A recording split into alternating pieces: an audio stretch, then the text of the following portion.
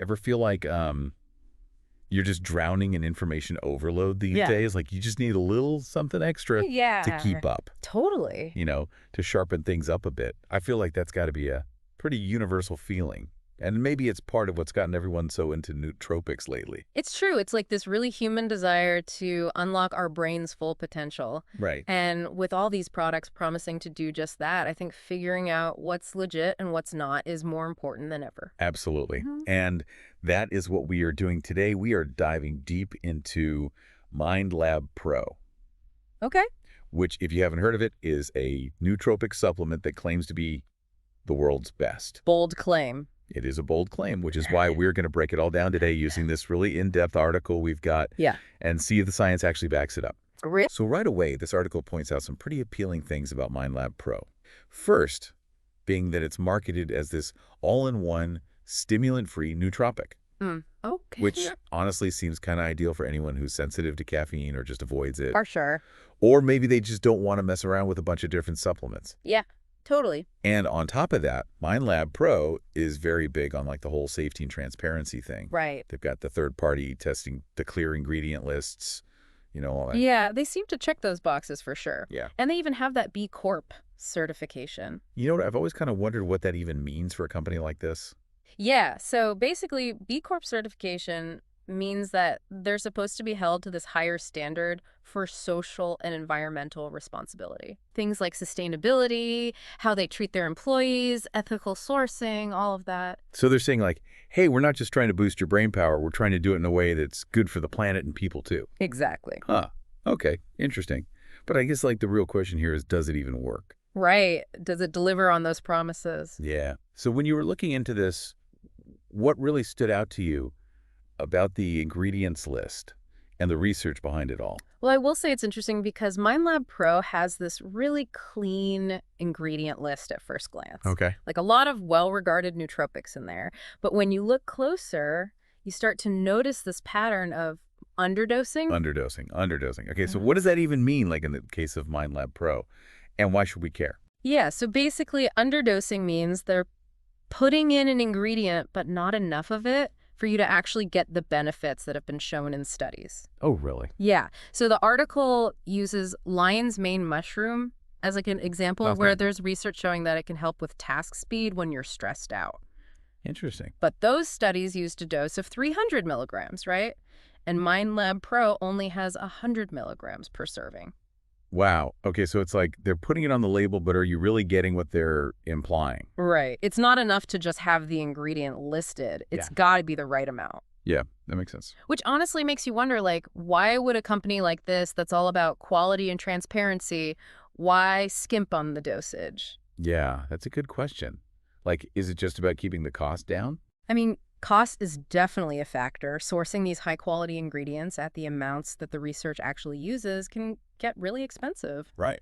And, of course, a higher price tag isn't going to be as attractive to consumers. That's true. I guess it's a business after all. Exactly. But then there's this whole other layer of, potential side effects. Oh, right. Because even if something's natural, it doesn't mean it can't have side effects. Exactly. And higher doses often mean a higher risk of side effects. So by underdosing, they're maybe trying to play it safe. Potentially. Or at least make it seem like they're playing it safe.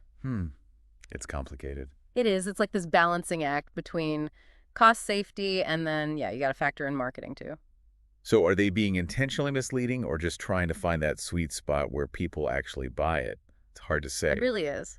Okay, well, let's dive into some of the actual ingredients then. Yeah, let's do it. I know the article mentioned citicoline as one that's shown some real promise. Citicoline is really interesting because it's actually a precursor to acetylcholine. And remind me what acetylcholine does again. Acetylcholine is this neurotransmitter that's super important for memory and just overall cognitive function. Oh, right.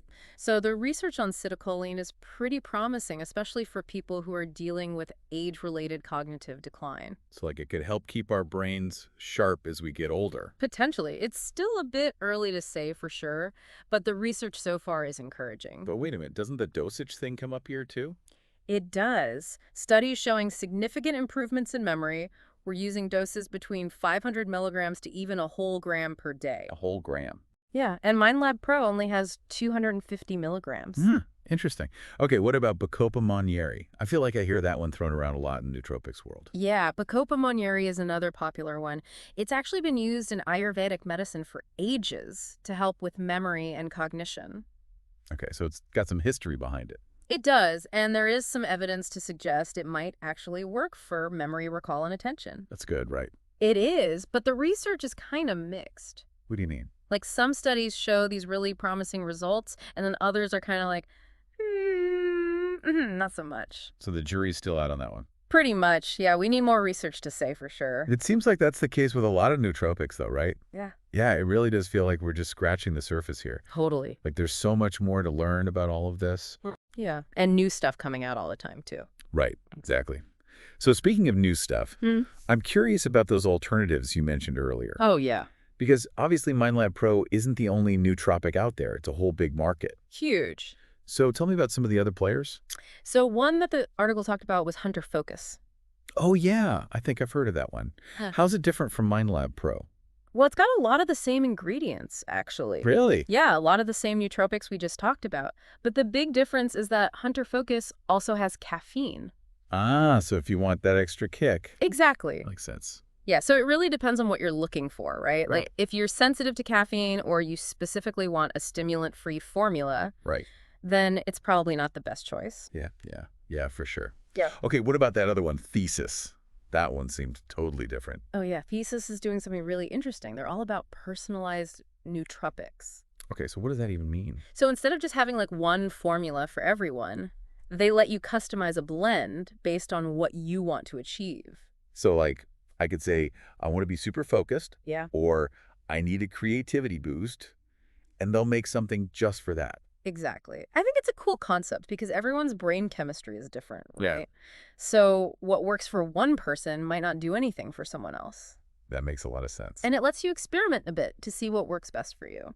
I like it. But honestly, it can all be a bit overwhelming, right? Like if you're new to this whole world and you're just trying to figure out where to start, what advice would you give to those people?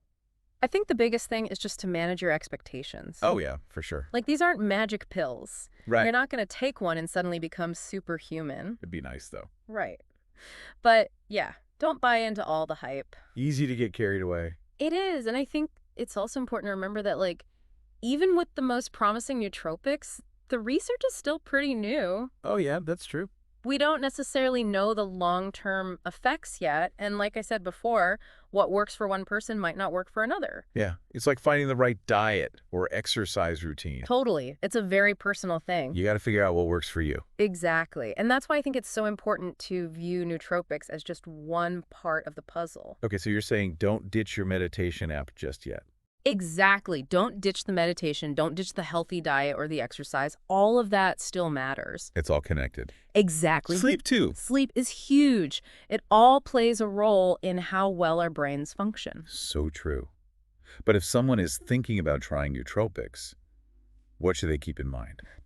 Do your research. Don't just believe everything you see online. Good advice in general. Right. Look for companies that are transparent about their ingredients, they're sourcing their dosages, all of that. And make sure it won't interact badly with any medications or supplements they're already taking. Exactly. Be an informed consumer. Love it.